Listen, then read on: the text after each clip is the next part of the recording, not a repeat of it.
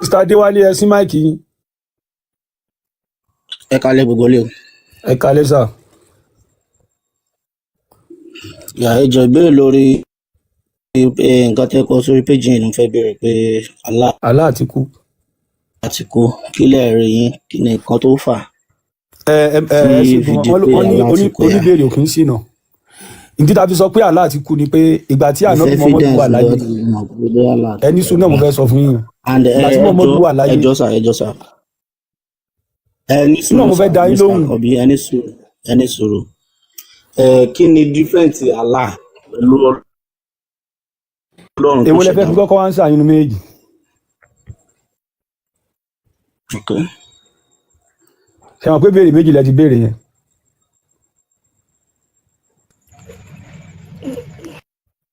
Ṣé ń gbọ́ mi? Kí ni dífẹ́ǹtì Allah àti Ọlọ́run tó ṣẹ̀dá wa? Kí ni ìtumọ̀ pé Allah ti kú? Ok. Àkọ́kọ́ different Allah pẹ̀lú Ọlọ́run ni pé Ọlọ́run ò lẹ́sìn. Ọlọ́run dẹ̀ sọ pé ká pààyàn tí ò bá ti ṣẹ̀sìn kan. Mi gbọ́ yín. Ọlọ́run ò lẹ́sìn. Ọlọ́run dẹ̀ sọ pé ká pààyàn tí ò bá ti ṣẹ̀sìn kan àbí tó bá kúrò nínú ẹ̀sìn kan bọ́ síbòmí. Ẹ understand ìyàtọ̀ tó wà ń bẹ láàrin Allah pẹ̀lú Ọlọ́run nìyẹn. Ok, níbo lọ́lọ́run ti wá ní pé níbo lọ́lọ́run ti sọ pé ká máa pààyàn. Allah ló sọ pé kẹ́ máa pààyàn. Allah ní ẹni tó bá kúrò nínú Islam tí ó sì Islam mọ́ ó ní kẹ́ pa. Sùlá fi sọ pé ẹgbẹ́ òkùnkùn Islam Ọlọ́run tó dáyé tó dá ọ̀run kò lẹ́sìn kò lẹ́ni lọ́ta débi pé ó máa sọ pé kẹ́ pa ẹnìkan tó bá kúrò nínú ẹ̀sìn kan láì ṣẹgbẹ́ òkùnkùn. So ìdí táwa fi sọ pé Allah àtọlọ́run they are not the same.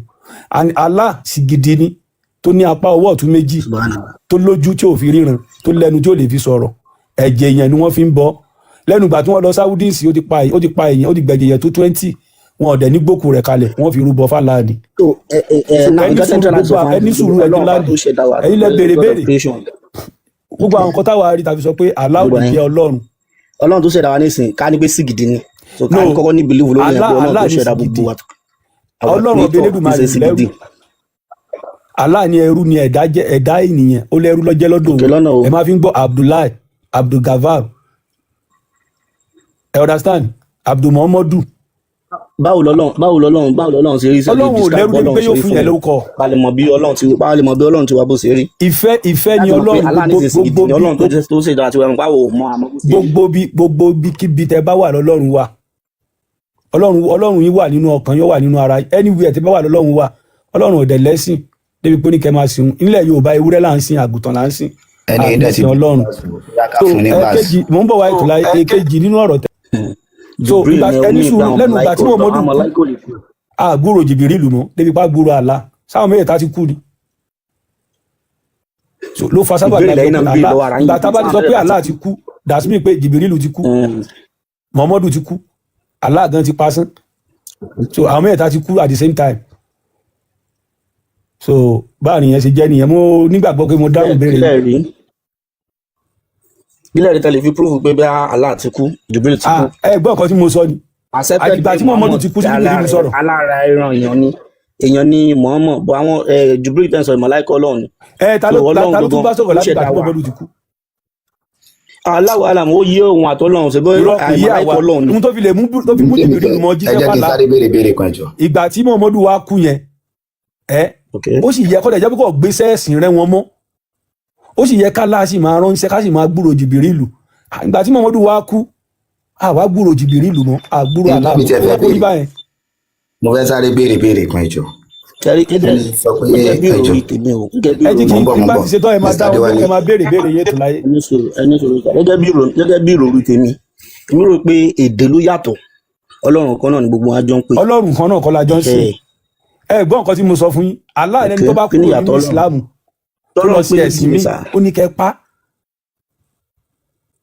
Allah ẹni tó bá jalè tẹ́ bá ti mú kò bá àjọkùnrin kò bá àjọbìnrin tẹ́ bá ti mú wọn ẹ gé ọwọ́ wọn. Allah ní obìnrin tó bá ṣe sìná tẹ́ bá ka mọ́bẹ̀ ó ní kẹ́ rí mọ́lẹ̀ kẹ́dẹ̀ sọ lóko pa. Allah ẹni tó bá mu ọtí lákọ̀ọ́kọ́ ẹ lù tó bá mu ọtí lẹ́lẹ̀kejì ẹ lù tó bá mu lẹ́lẹ̀kẹta ẹ dáṣẹ̀ rí àfún tó bá tún wá sí aláìgbọràn tó sọ̀rọ̀ ẹ̀ déwúrẹ́ aláìgbọràn tó jẹ́ pé tó bá ti lù lẹ́ẹ̀kan ó tún máa padà síbẹ̀ lẹ́ẹ̀kejì ó ní ẹgbẹ̀mí ẹ̀ ó ní kẹ́dẹ́mí ẹ̀ lógbòdò. Ẹ jọ gbogbo nǹkan tí mo kà á lẹ̀ yìí tó bá jẹ́ pé lóòótọ́ Allah ló dá ayé tó dá ọ̀run so yẹ kọ́mọ sọ orí òfin yẹn láì sí bàbá wa Bọ́lá Ahmed Tinubu this is common sense brother mi gbogbo àná business Islam ọ̀rọ̀ yín yé mi sà. ẹni gbogbo àná business Islam yìí but ọpọlọ tó wà lórí wa a ní ìdájọ́ kọ́kọ́ gbéwèé yẹn kalẹ̀ ìyẹn Quran hadith yẹn ká kọ́kọ́ lu ọpọlọ wa tó jẹ́ automatic follow-come ká fi gbé gbogbo nǹkan tí Allah ń sọ nínú Quran nínú hadith sórí pé sọ bálá ká ìmọ̀ kí ẹ̀kọ́ lè lòun dá yàtọ̀ wá ní ní ẹ̀sìn o ẹni tó bá kúrò nínú ẹ̀sìn yẹn the next thing ni pé kẹ́ pa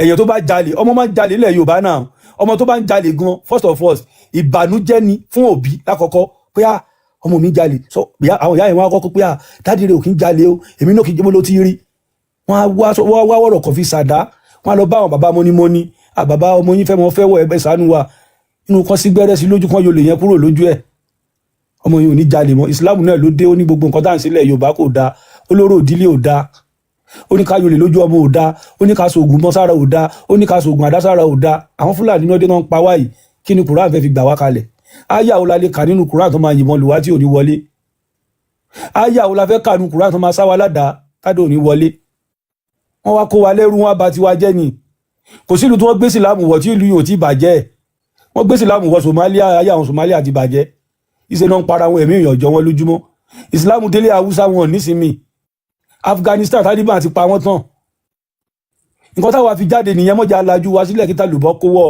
ẹ má jà torí àṣà lásàkábàṣà tiwa jẹ́ gbogbo wa là ń sábíàmọ́ tó bá dọ̀la tó máa ń pa wá bí wọ́n ti ń pa wọ́n lé Haúsá àwọn ọmọ owó ṣe pẹ̀lú wa láfi ní ká jí ká padà sílé ẹjá lọ ṣètọ́jú ara wa tí Fúlàní bá yíyan bọn tí ò bá wọlé èèyàn náà á ní sọ láti bá Fúlàní jà tó bá sáyọ̀ ládàá tí ò bá wọlé ìyẹn náà ní sọ àti bá Fúlàní jà níbo láti lè rí gbogbo nǹkan yẹn gbogbo nǹkan táwọn àfáà pè ní dẹ̀tí fún wa nínú àṣà àti ṣe wa ibẹ̀ ní gbàláwà ẹjá dáàbò bẹ̀mí wa o ẹ bá ṣe mùsùlùmí dọ̀tún la mẹ́wàá brother Adéwálé as a black man you are my brother mi ò lè rí aburú kó fẹ́ ṣẹlẹ̀ sí yín káburú fẹ́ ṣẹlẹ̀ sí ní alárúbáwá ẹ̀yin ni máa defend fún mi mọ̀ pé ìrìn alárúbáwá ò lè fẹ́ràn mi tí ayé ò fi parẹ́ àwa ti gbélu wọn a ti rí ìhà tí wọ́n kọ sí wa kẹ jẹ́ Kristẹni as well as you are concerned you are black brother you are my brother ẹ̀sìn yìí wọ́n wá fi dàrin wa rú ni wọ́n wá fi sọ wá di ọ̀tá ara wa ẹ wà nígbà ìtàwọn tí ń practice ẹ̀sìn Islam àti Kristẹni wọn àwọn bàbá wa practice ẹ àwọn bàbá wa àwọn náà tún ti practice ẹ kí ni develop tó mú wá fún wa wọ́n wá sọ pé àlùjọ náà iná àlùjọ ta ló lọbẹ tó padà ẹ wo China ẹ wo Japan ẹ wo Korea ẹ wo gbogbo àwọn ẹ wo Germany Italy wọ́n develop orílẹ̀-èdè wọn ni àwa wá ń ṣe ẹ̀sìn 2026 la wà yìí 80 million náà fi lọ Saudi Arabia àbẹ̀rù àtúbọ̀tán àbẹ̀rù pé ta bá dàgbà ta bá darúgbó kí la fẹ́ jẹ ìgbà ta bá lágbára láti ṣiṣẹ́ mọ́ táìmù ta ní sọ́tà lè ṣiṣẹ́ nílé yìí by the time ta bá ń wọ 70 nǹkan ta bá ṣe sílẹ̀ la máa jẹ sẹ́ni tó wá wà ní age of 50 years tó kó 15 million ọjọ́ tó kó lọ fún wọn Saudi ọjọ́ òru tó fẹ́ kó owó yẹn jọ mọ́ ẹ jí ká ronú Allah ò nígbàlà ẹ̀jẹ̀ yẹn náà fi ń bọ Allah apààyàn Allah àti Muhammadu àti Jìbìrìlù wọ́n bá fẹ́ pààyàn nísìnyí wọ́n ní Allahu Akbar wọ́n pààyàn níjọ́ lẹ́gbọ́n tẹ́nìkan pààyàn pé Ọlọ́run Elédùmarè in the name of Allah náà fi ń pààyàn ẹ wo gba àwọn àfáà tí wọ́n ń ṣe wáàsí èyí tí ó ṣe wáàsí ìsìná yóò ṣe èyí tí ó ṣe wáàsí kẹ́bí dàrú ó máa ṣe èyí tó ṣe wáàsí kí tẹ̀síwájú má dé bàlú ibi wèrè sàráfà kan arẹ́mú sọ̀rọ̀ ó ní tíyẹn bá ní irùngbọ̀n tíyẹn ṣiṣẹ́ ní kọ́mpìnì kan tí kọ́mpìnì yẹn bá láwọn láìkì irùngbọ̀n kéèyàn ò fi sẹ́yẹ lẹ̀ Muhammadu tó ń tẹ̀lé gẹ̀ Muhammadu jẹ gbèsè kú ni kò rí gbèsè san aṣọ tó sì fi yáwó ń bẹ lọ́wọ́ mi. kí lẹ́ẹ̀ rí yín tẹ́ fún Muhammadu jẹ gbèsè o. kò jẹ gbèsè kú báwo ms ṣiṣẹ́ wa ń bẹ. sẹ́yìn wà láyé ńgbà tó ń sáyé ni. inú ìwé yín láti kà á Muhammadu jẹ gbèsè kú ni kò rí gbèsè san Muhammadu lálàsẹ kú ni ṣé mọ̀ pé ọmọ ọ̀gbẹ̀yìn Muhammadu ó kú kóró ni. èwo náà àwọn ọmọ ẹ. gbogbo ọmọ ẹ ló kú Muhammadu rẹ ní bu yẹ̀pẹ̀ sí lójú. ẹ ó nídìí tí wọ́n gba ọmọ ẹ fi kú.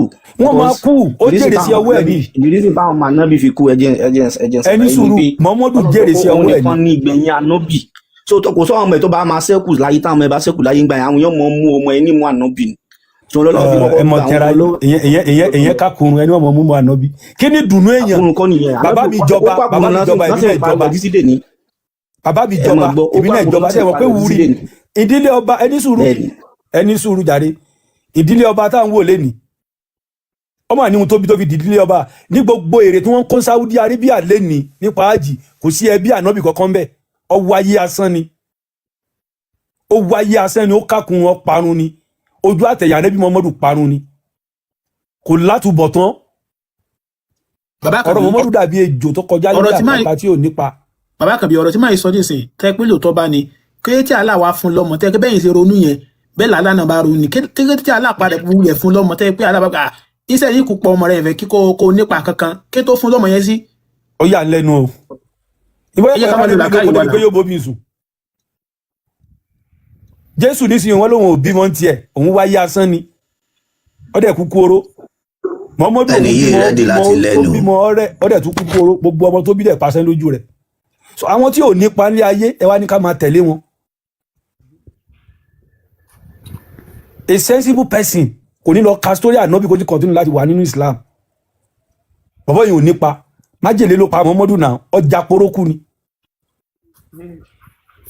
ẹni ẹ̀lẹ́ wá ń tẹ̀lé ẹ wá ń fi Muhammadu ẹ káyìí náà. bí ìpẹ́ ní ìfẹ́ lẹ́n ẹ jẹ́ ká ka Kùránì fún wọn. ẹ mẹ́rin ìfẹ́ lẹ́n ẹjọ́ gbé Kùránì jáde fún ẹjọ́. ìkan tán wọ́n béèrè kan. ara wọn balẹ̀ wọ́n ń gbóhùn wa látàárọ̀. wọ́n ní báwo la ṣe mọ̀ pé Muhammadu ọmọ kankan ò gbẹ̀yìn ẹ̀ àbí béèrè wọn béèrè wọ́n lè tán béèrè yẹn béèrè ká fún wọn lẹ́rìí rẹ̀. Hello. À ń gbọ́ yín. Mo ti gbọ́ gbogbo.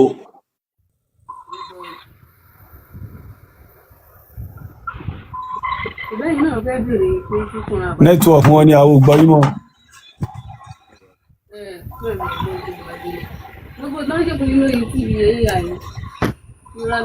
Hello.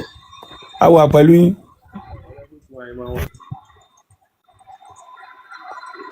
Nẹ́tíwọ̀kì yóò dá o. Mi gbọ́ kọ́tẹ́ ń sọ. Àwọn àgbà ilẹ̀ fẹ́ sọ̀rọ̀. Ok, kí lẹ béèrè? No, ẹ̀yin lẹ sọ pé. Nǹkan tí mi sọ, mo ti sọ̀rọ̀ nǹkan tẹ́lẹ̀ gan-an dàpọ̀ tí mo ti sọ̀rọ̀ tẹ́lẹ̀ pé gbogbo nǹkan tẹ́ sọ mo ti gbọ́ gbogbo nǹkan tẹ́ sọ àlàyé yín dẹ̀ yé mi dáadáa. But now nísìn àti gbàpá àlàjì kú kò sí aláwùsá exist mọ̀ for now. Kí ni nǹkan tí a lè máa ṣe tó wà right for now tó ń bá ìgbà mu for now tí yẹn lè máa ṣe? Yes, ìkan tó bá ìgbà mu for now. Sí Nàìjíríà lẹ wà. Sí Nàìjíríà lẹ wà. Bẹ́ẹ̀ ni Lagos. Bẹ́ẹ̀ sì wà Nàìjíríà yẹn the best thing to do right now òun ni kẹ́ tẹ̀lé òfin Nàìjíríà. Nǹkan tí lọ Nàìjíríà bá sọ òun ni kẹ́ tẹ̀lé.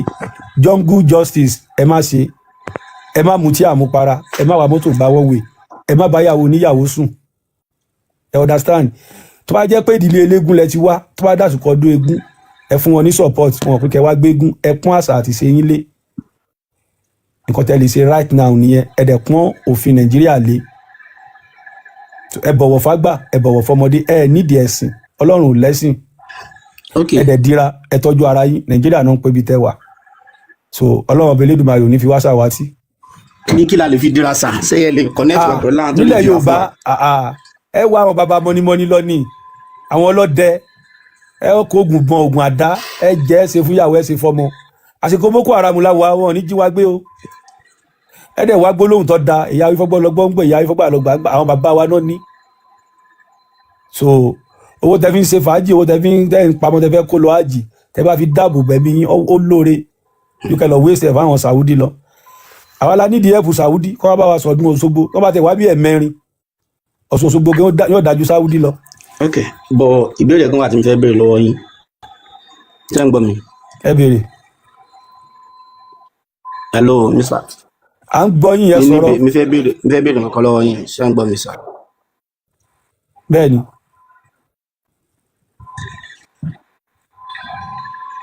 Network yín late. Network yẹn ò dáa. Ṣé ń gbọ́ nǹkan tí mi sọ? Béèrè tí mo fẹ́ béèrè lọ́wọ́ yín pé gbogbo ilẹ̀ Yorùbá ní gbogbo àtijọ́ wà.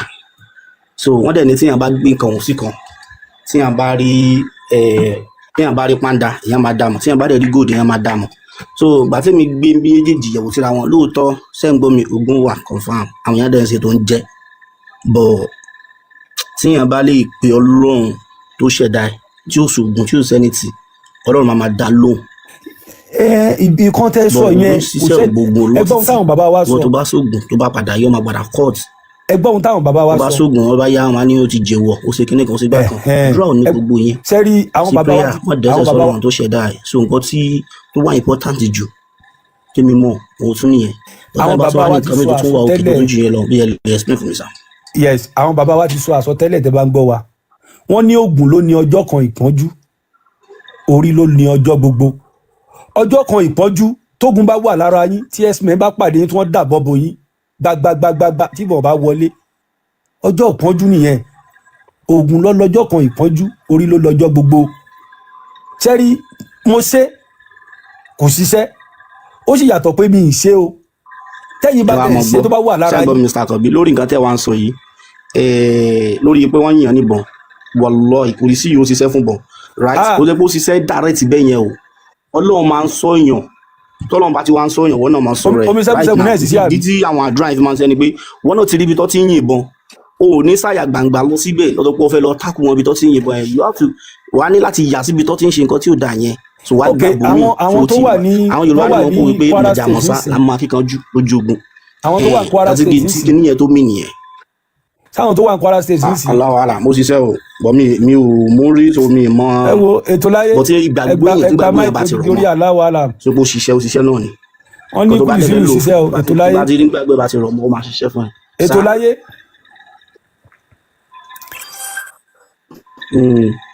wọ́n ní kùlì sí ìṣiṣẹ́. Mr. Adéwálé. nẹ́tíwọ́ọ̀kì yóò dà tó. Mr. Adéwálé àwa ń gbọ́ ní gbàgbọ́ wa ṣe gbọ́ mi. gbọ́ fún ìsìn dáadáa. ṣé ń gbọ́ mi báyìí ṣé ti ń gbọ́ mi báyìí.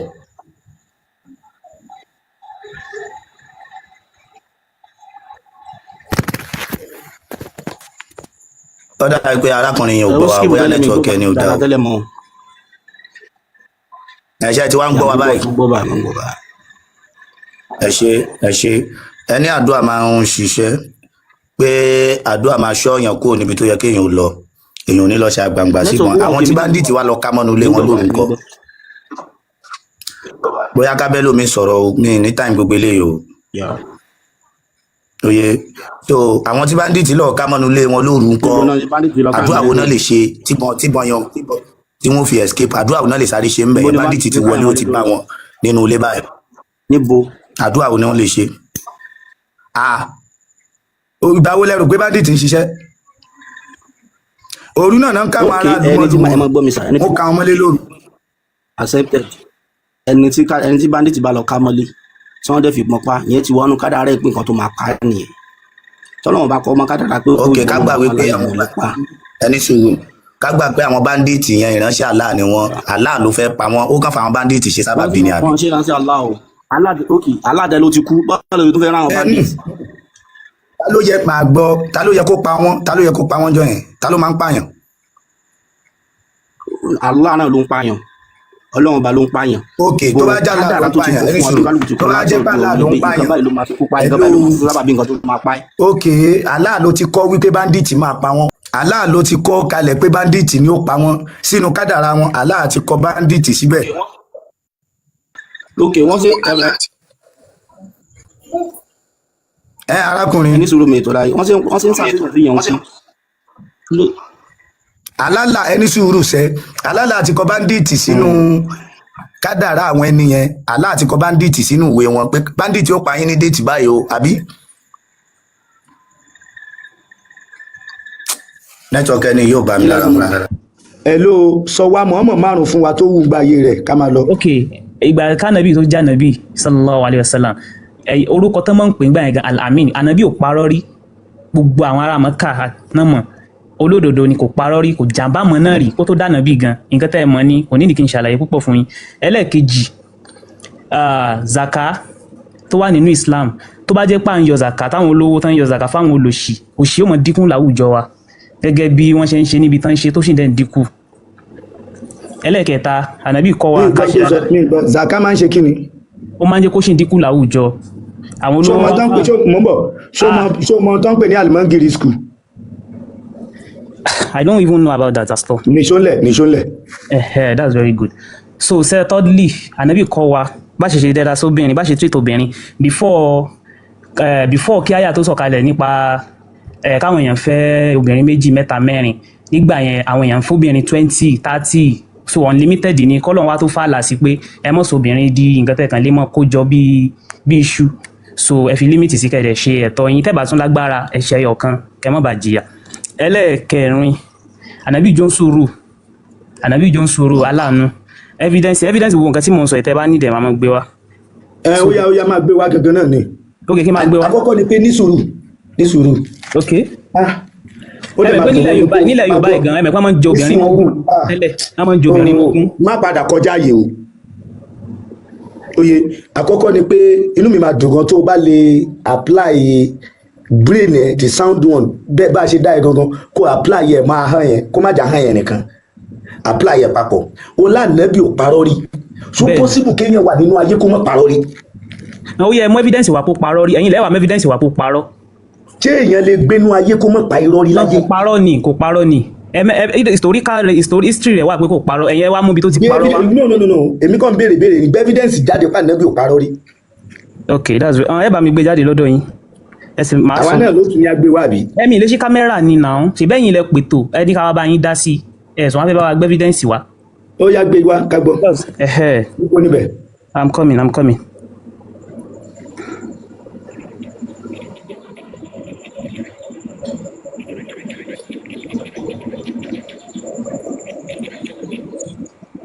Paratapo ATC ṣé ATC wà níbí bẹ̀?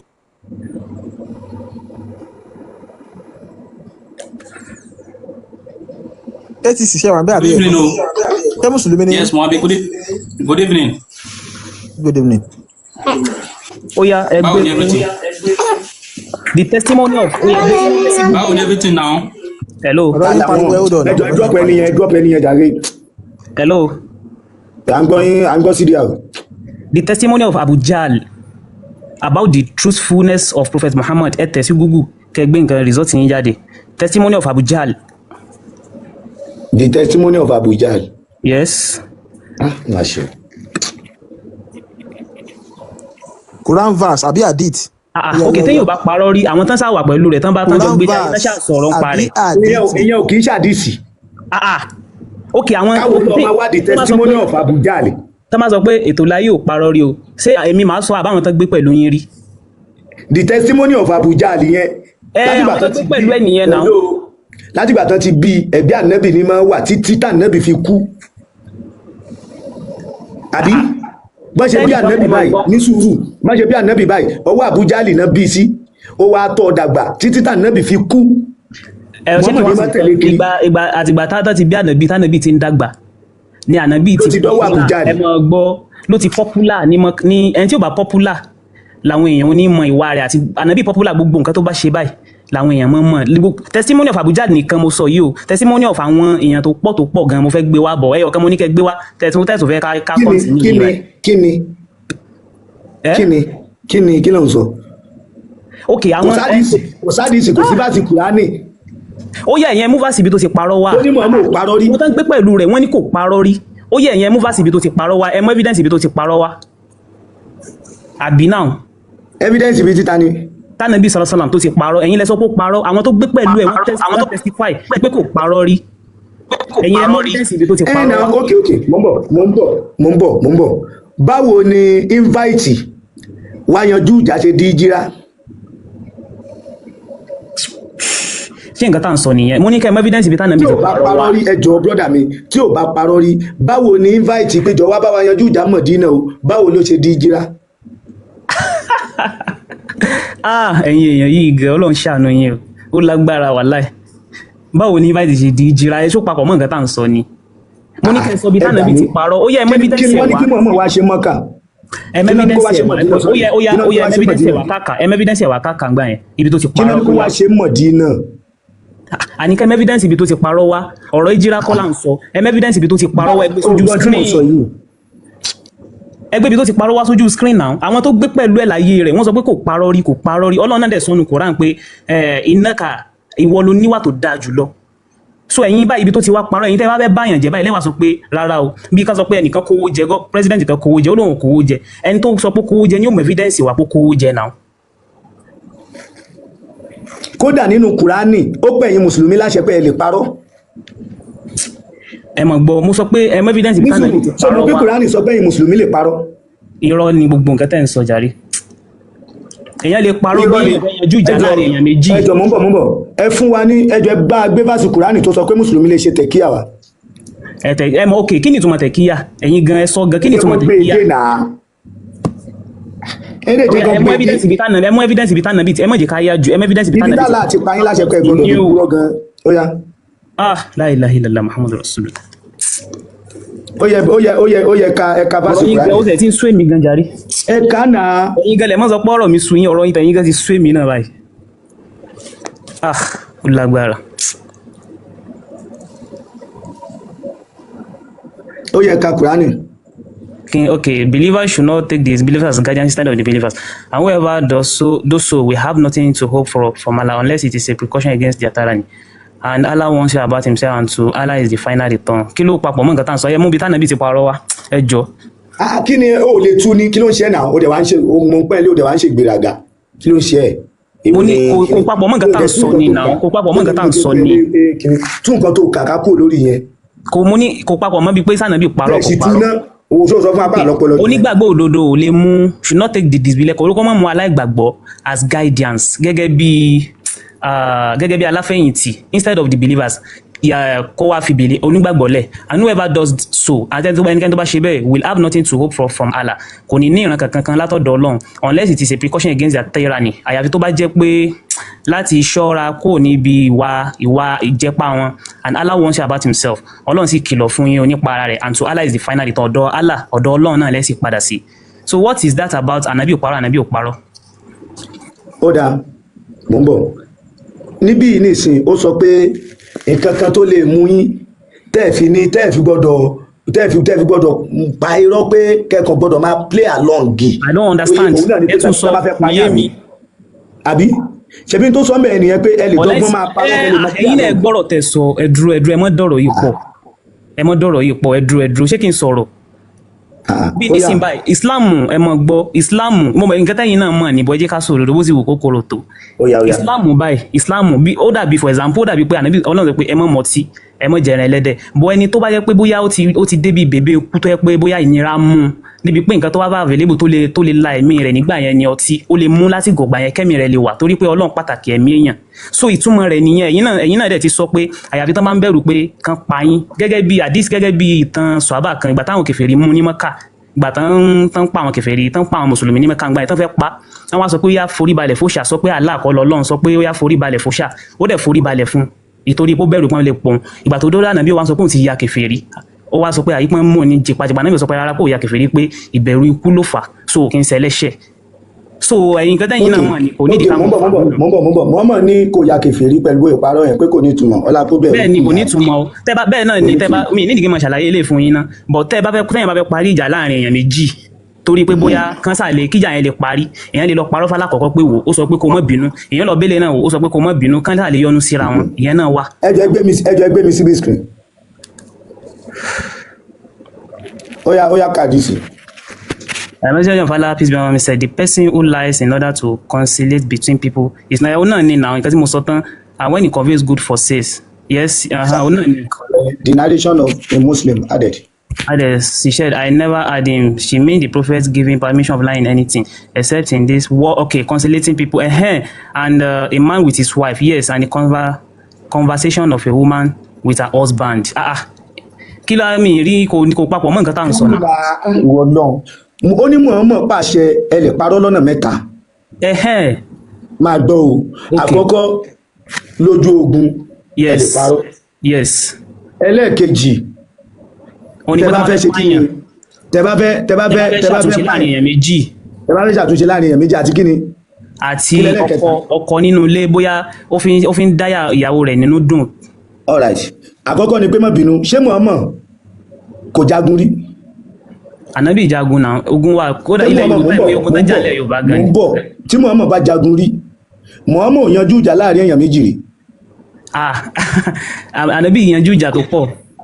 ok so Muhammad ò yanjú ìjà láàrin lọ́kọláya rí àbí kílẹ̀ lẹ́ẹ̀kẹta yẹn náà. bẹ́ẹ̀ ni ok nǹkan tẹ́ ń sọ nípa ó parọ́ ó yàbí tó fún wa mọ́ yẹn gbé wa.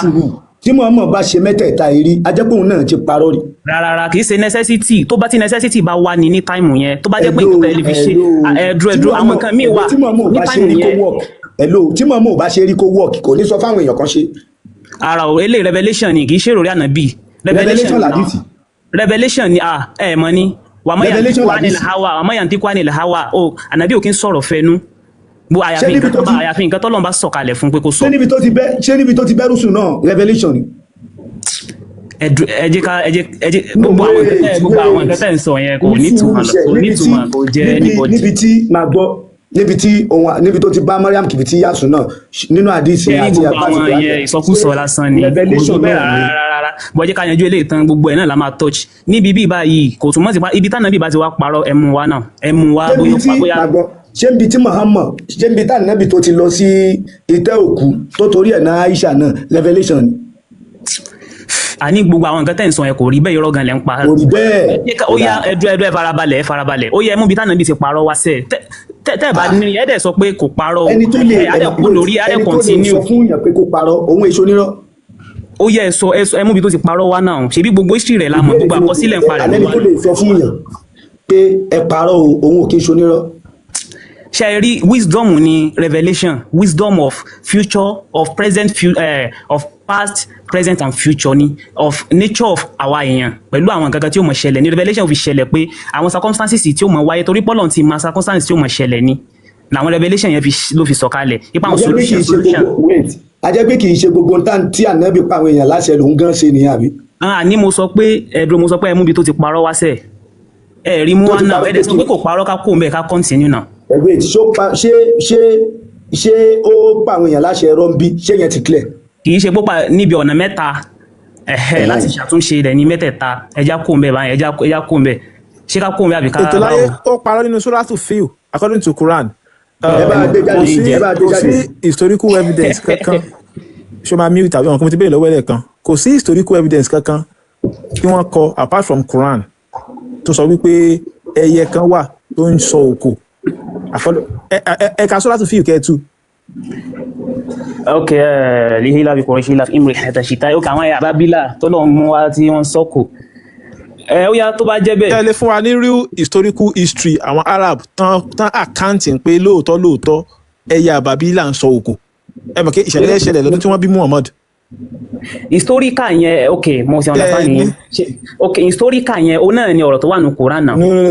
irọ́ ó náà ni ìṣẹ̀lẹ̀ yẹ historical account wo apart from Quran because outside Quran yẹn náà ni Quran yẹn náà ni báyẹn kò ní ìgbà nípa kò ní ìdíkà ẹ ṣe sùúrù náà Quran náà ni náà kò ní ìdíkà ok historical wo ló kọ́kọ́ sọ pé ẹ ṣe sùúrù ipe sọmọ méje ilẹ̀ méje so apart from that ó ti bá yín gbé sùúrù ló ní mọ̀ ìbáyín gbé sókè yìí so eléyìí náà wọ́n sì treat of recent so tẹ́pẹ́ àwọn Júù pé Istra ní ọmọ àlá so historical evidence ẹni fún wa. ẹni ká yanjú ti ayé àbábílà tẹ́ ń sọ. so ẹ fún wa ní historical evidence mi tó sọ bẹ́ẹ̀ apart from Quran. no Quran ti tó ẹ̀yin lẹ gba Quran gbọ́ tẹ́ bá ti gba historical evidence so ẹ jẹ́ kí mi gbé so ẹ̀tọ́ láyé ẹ bá ló bá sí ìrọ̀mọ̀ bẹ́ẹ̀ jẹ́ ń gbé yẹ wa.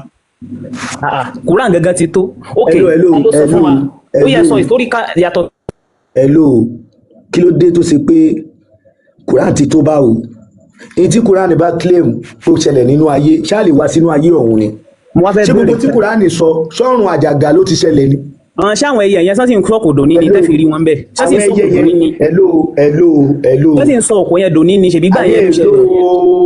ó ní àwọn ẹyẹ kan bẹ tán yọ náà lẹ́nu ẹ wá ṣèwádìí pé nínú gbogbo ẹyẹ tọ́lọ́run dá ǹjẹ́ sí ẹyẹ wà tó yọ náà lẹ́nu àlè mọ̀. min kí ni min sigil kí ni ìtumọ̀ min sigil. wọ́n lọ fi ẹnu gbé òkúta nìyẹn. nínú kí ni nínú sigil. ibo ni sigil. ó yá kí ni ìtumọ̀ sigil kí ni ìtumọ̀ sigil. ṣebí náà ni. iná kí ni ó ya irú náà wò ní wá ní jẹ́ sì jíìlì wà. ó ya ibo làwọn ẹyẹ ti wá inú sì jíìlì náà ti wá that's ok it. àwọn ẹyẹ yẹn ń gbé inú náà yẹn. ẹyẹ bẹ́ẹ̀ ni tí ò jó ó dàbí ẹja tó ń gbé inú omi ni tómi ò dẹ̀ nípa. àwọn ẹyẹ yẹn ń gbé inú náà kò tó wọn bí ẹja tó ń gbé inú omi. bẹ́ẹ̀ ni ẹ̀yin lẹ gbàgbọ́ ni. no ok ìgbàgbọ́ ni wọ́n fi gbé CDR.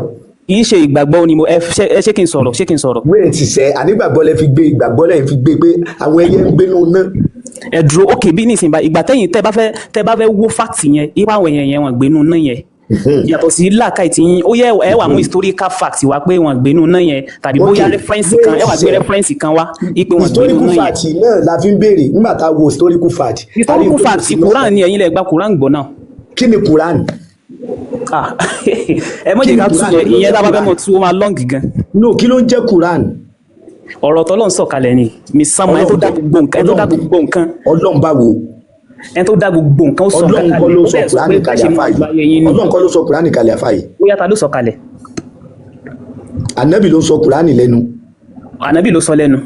ètò láyé ẹ má jòkó yín lọ fún mi historic evidence lẹbẹ ẹ ní sùúrù náà historic evidence lẹbẹ lọ́wọ́ rẹ̀ kí bàbá wa dé kí wọn tó gbé kí ní sùúrù náà historic evidence ìwé mi tó ṣàlàyé nípa incident yẹn yàtọ̀ sí Quran wọ́n béèrè lọ́wọ́ rẹ̀ so ẹ mẹ́jọ máa gbé yín káàkiri ẹ jọ ẹ ṣe.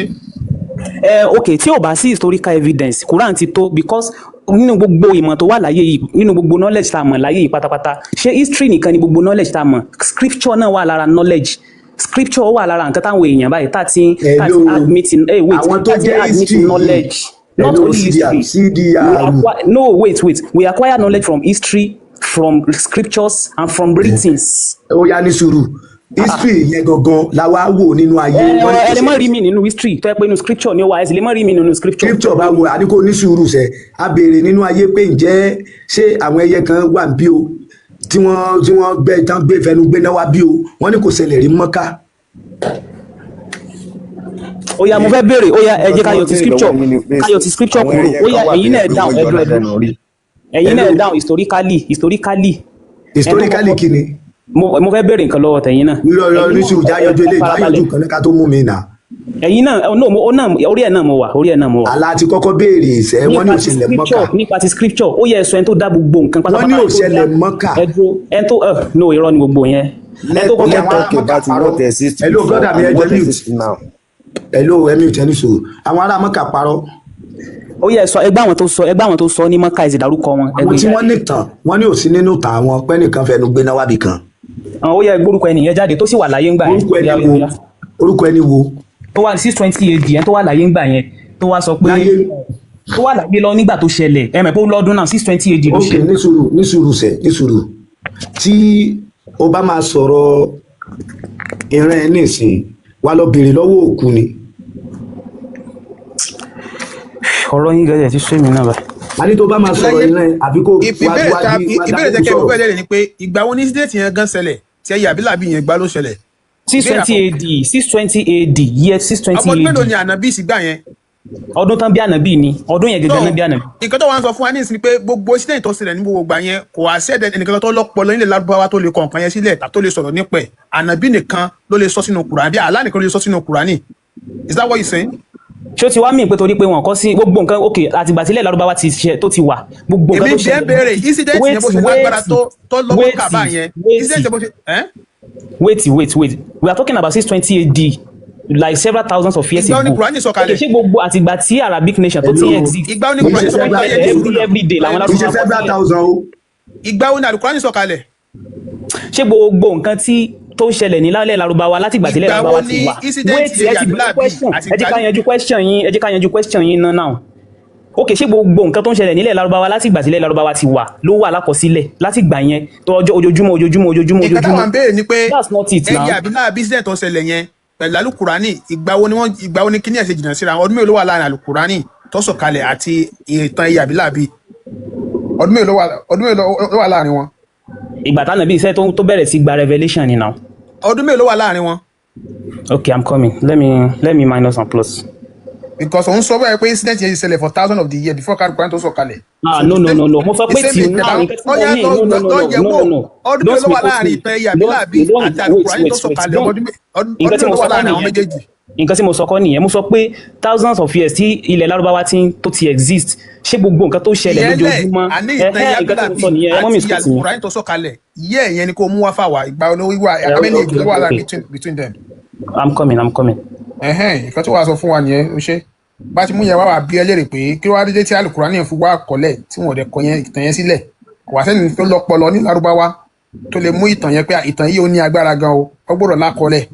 Irú ẹ̀ bá tilẹ̀ ṣẹlẹ̀ èèyàn ò ní gbàgbé kò ní tánú tán.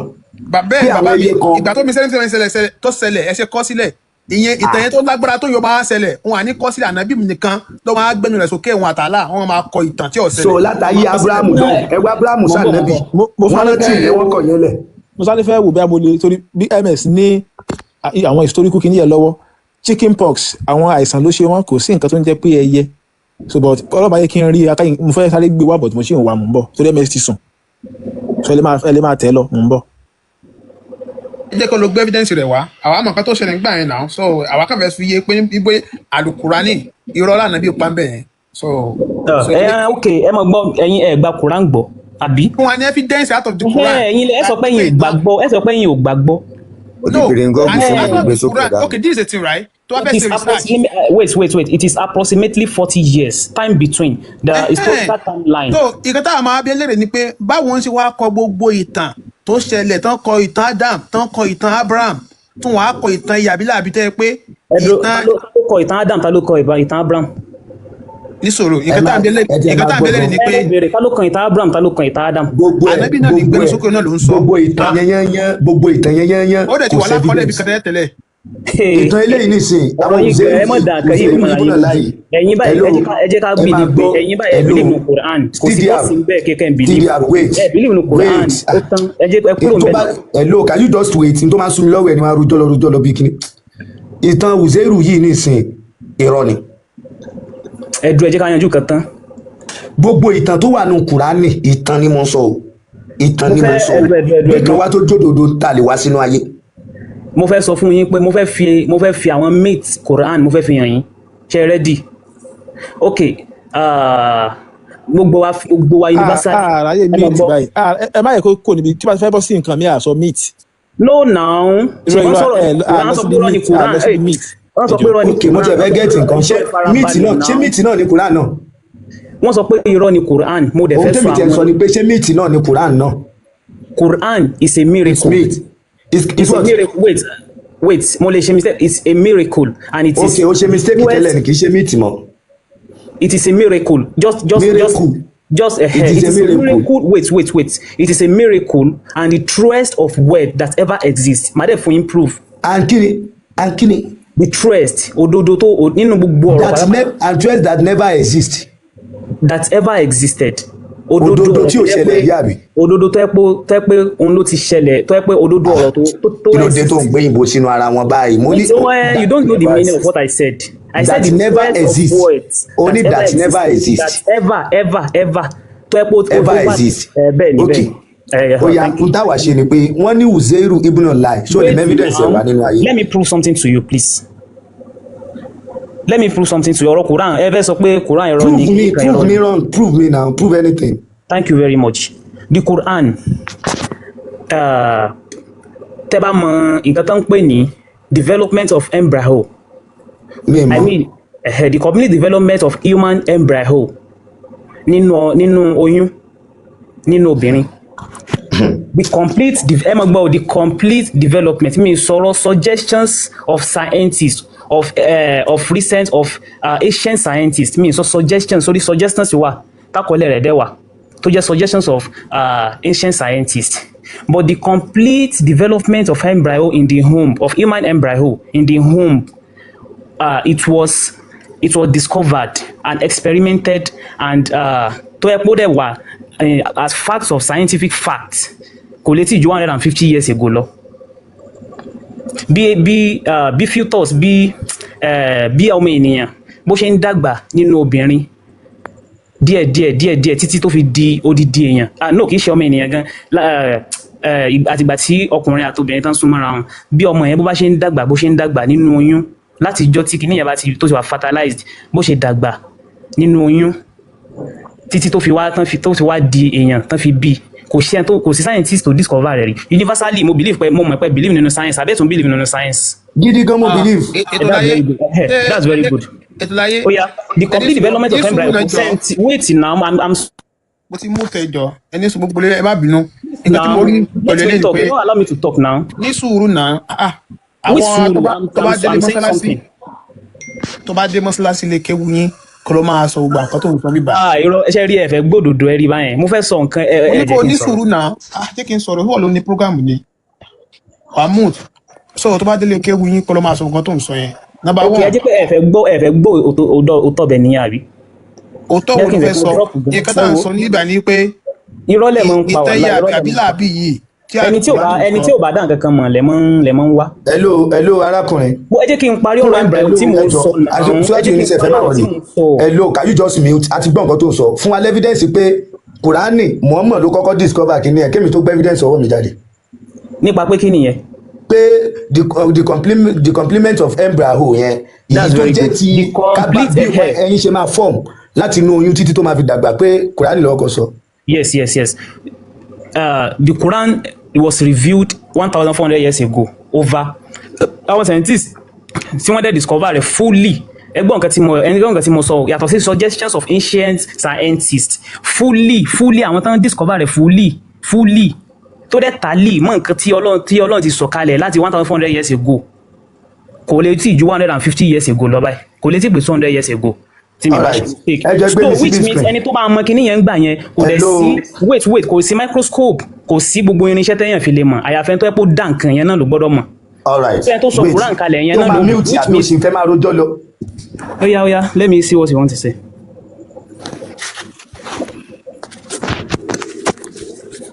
Allah ti sọ fún ẹ pé ẹjọ́ tẹ máa rò láyé ní nọ́mbà ẹjọ́ yín ní nọ́mbà kẹrọjọ́ níwọ̀nba tó bá ti pé ẹ̀ nílé sọ̀rọ̀ mọ́ wà ní Kùránì àtẹjọ́ yín àti gbàtà gbogbo ẹ̀ ẹjọ́ yín mọ̀ kì í súnmú gbogbo ẹ̀.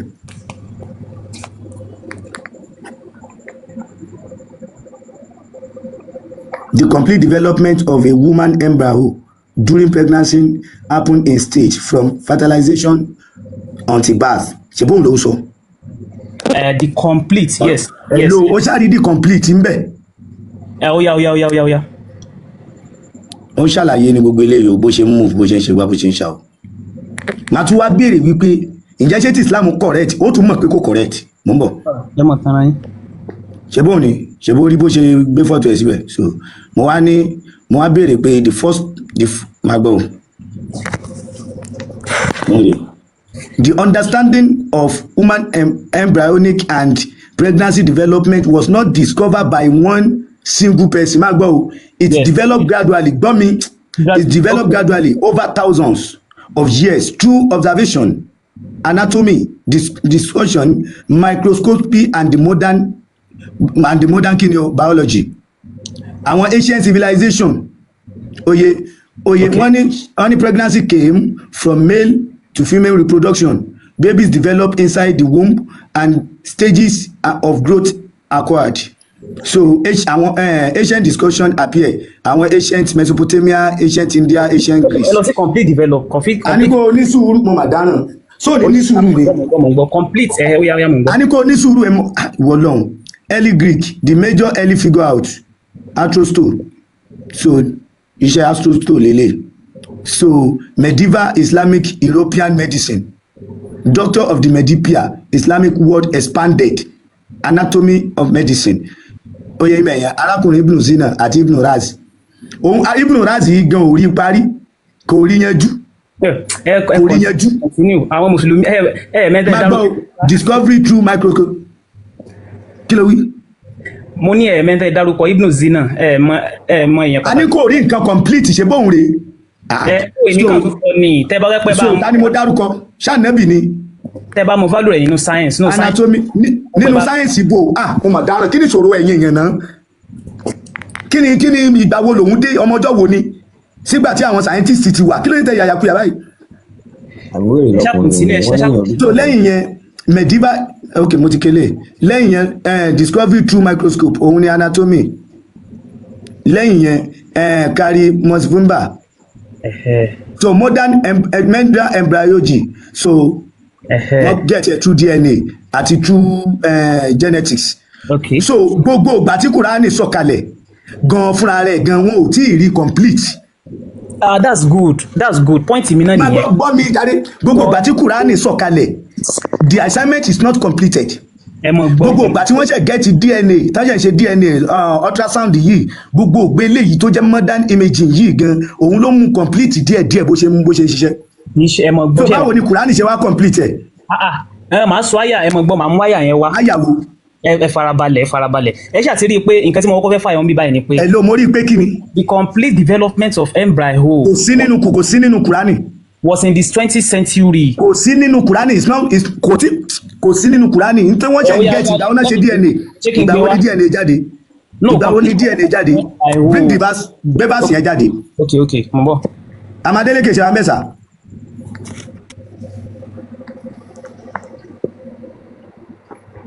mo bọ̀.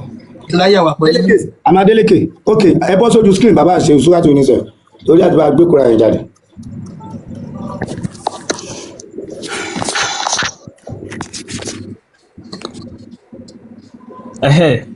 So alákọ̀ọ́kọ́ ná kó má bàa sí àríyànjiyàn bẹ́ẹ̀ ẹ ṣáà ti gbé jáde lẹ́ẹ̀kan pé àwọn scientists wọ́n discover the development of it in the mid 20th century.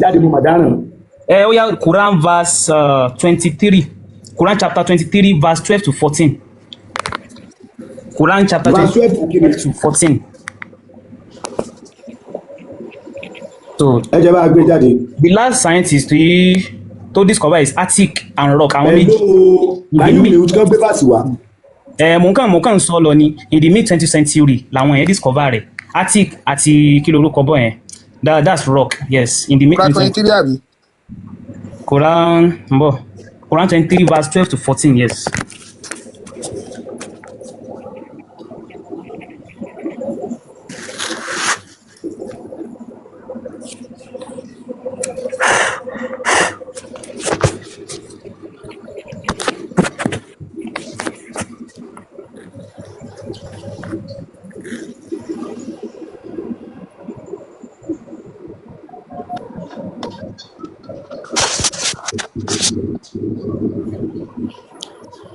Chajiri wala kodi kalakina li insana min sulalatin min tin. Mo fẹ́ sáré ṣe nǹkan bíbá.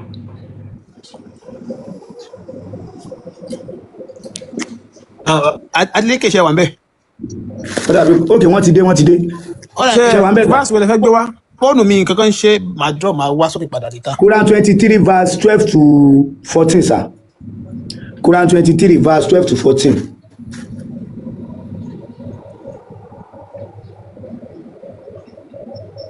Quran chapter 3 verse 12 to 14.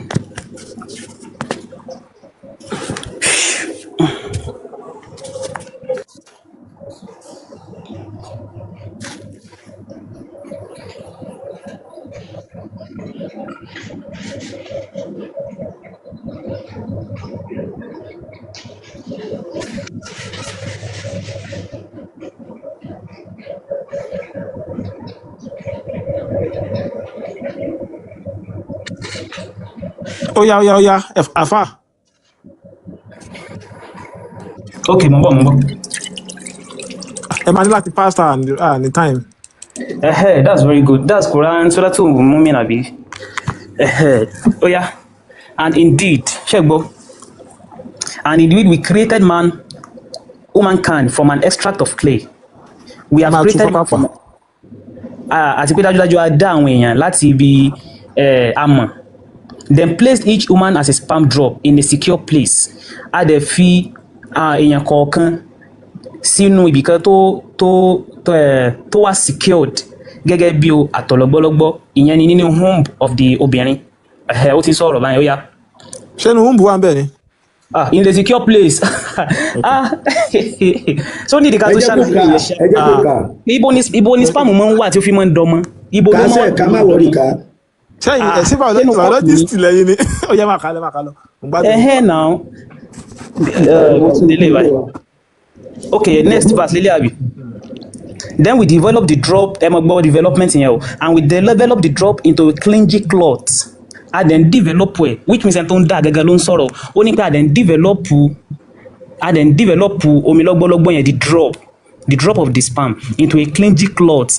A then develop ẹ̀, ó kọ́kọ́ di stage, ó kọ́kọ́ di ẹ̀jẹ̀ kíkì, then develop the cloth into a lump of flesh. Ẹ̀jẹ̀ kíkì yẹn ó di báṣẹ́ ẹran, then develop the lump into bones. A dẹ̀ sọ báṣẹ́ ẹran yẹn di egungun, then clothed the bones with flesh. A dẹ̀ da àwọn skin wa báyìí, ẹran, a dẹ̀ dábò egungun náà. Then we brought it into being, a sì sọ di ẹ̀dá.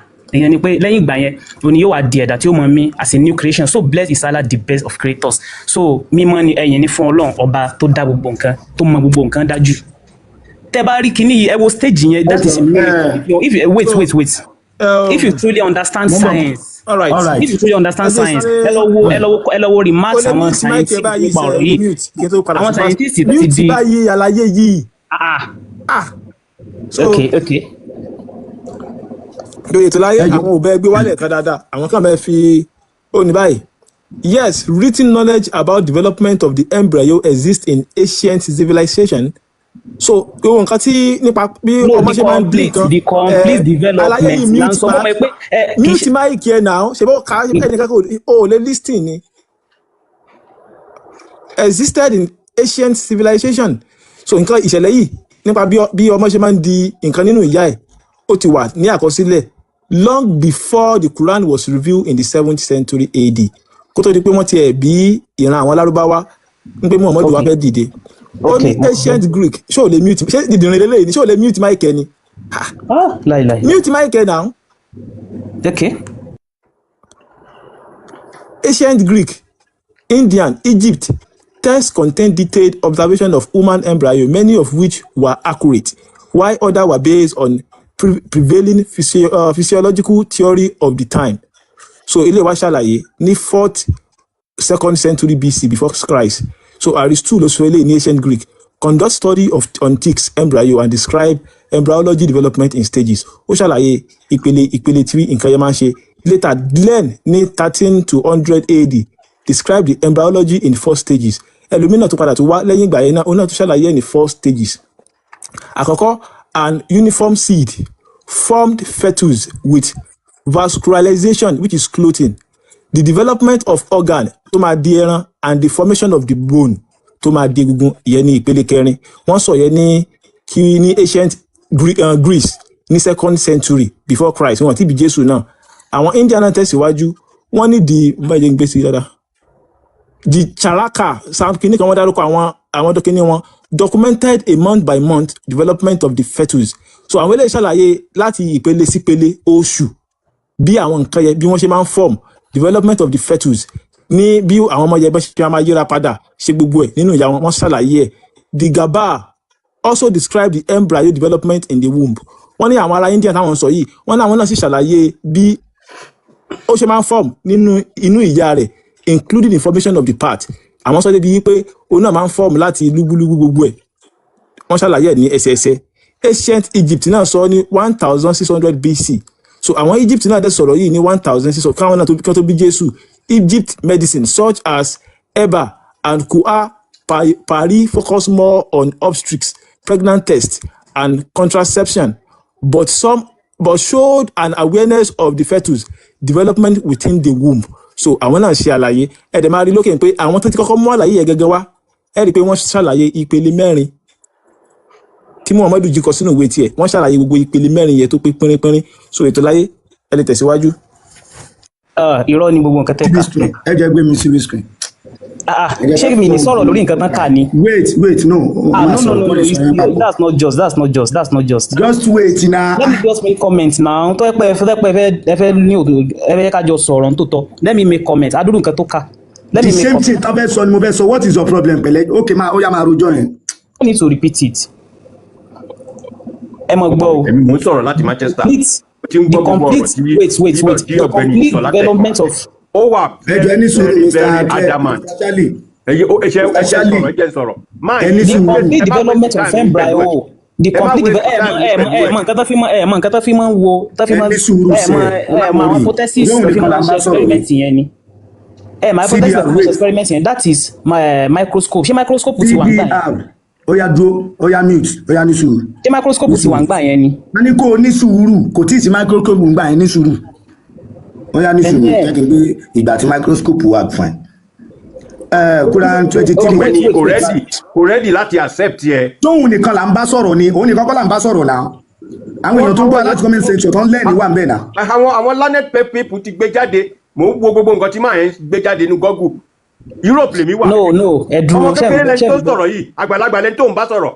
70 years old. Wait, this is not emotion. Man, waste the time with gbogbo. No, this is not emotion. No. I have to comment on that is not an evidence. Okay, let me also talk now. Irú àwọn èèyàn wo àwọn ilé yóò yẹ kó jẹ́ Yorùbá. Hello, tí ẹ ní sùúrù. Kò yẹ kó jẹ́ Yorùbá. Wá gbé mi kún Yorùbá. Ẹjọ́, Mr. Charlie. Kí ló sọ fún mi? Mr. Charlie. Ẹ̀yin náà ní sùúrù náà, ẹ ní sùúrù ṣebí tí wà lẹ́ ń ṣe, ẹ ṣáà ní sùúrù. Ó yá CDR mute ní sùúrù. Quran 23, show my mute o. Quran 23 verse 12 to 14, line by line where critics say it is wrong.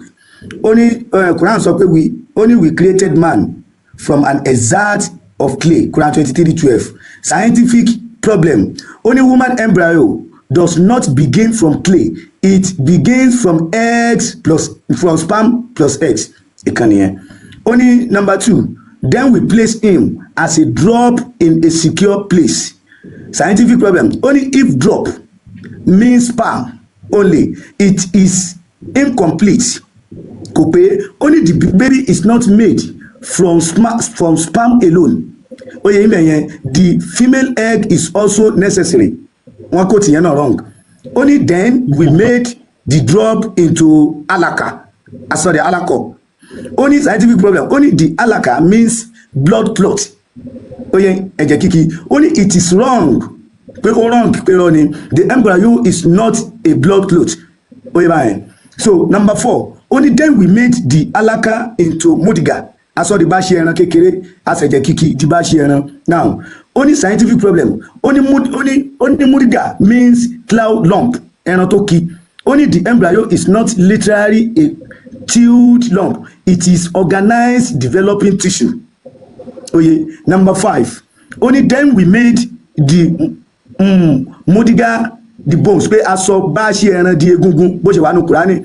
What is scientific problem? Only bones did not appear suddenly from a lump. Only egungun kì í yọ nínú ẹran bẹ́ẹ̀ yẹn.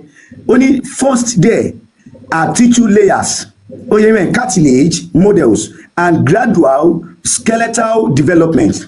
Number 6.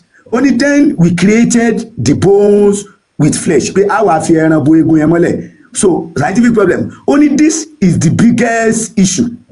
This is the biggest issue. Only lè ní ìṣòro tó ga jù. Only modern embryo says, only modern embryo says, only muscles and skeleton develop together. Only méjèèjì jọ máa ń papọ̀ ní pé àtẹ̀ràn àtẹ̀gungun yẹn wọ́n jọ máa ń develop papọ̀ ní kì í ṣe pé egun máa ṣẹ̀ṣẹ̀ develop àṣẹ wàá fẹ́ràn bò. Only wọ́n jọ ń develop papọ̀ ní only muscle and skeleton develop together, not bone first and flesh later. Pé kì í ṣe pé egun máa kọ́kọ́ jáde oyè máa yẹn flesh àṣekínni o àwa jáde lẹ́yìn. Brother mi kí ló tún ní sọ lẹ́yìn. Okay, mo ti gbọ́ gbogbo nǹkan tẹ́ sọ. Let me tell you something. Aya kò àwọn verses tẹ́ kà yẹn. Àwọn scientists wọ́n prove it right. Ó dùn mí pé. Àwẹ̀ lọ gbé wá. Yes now. Ó yá search scientific. Ẹ má bínú. Wait now, let me talk. Ẹ bá drop boy. Ẹ má bínú.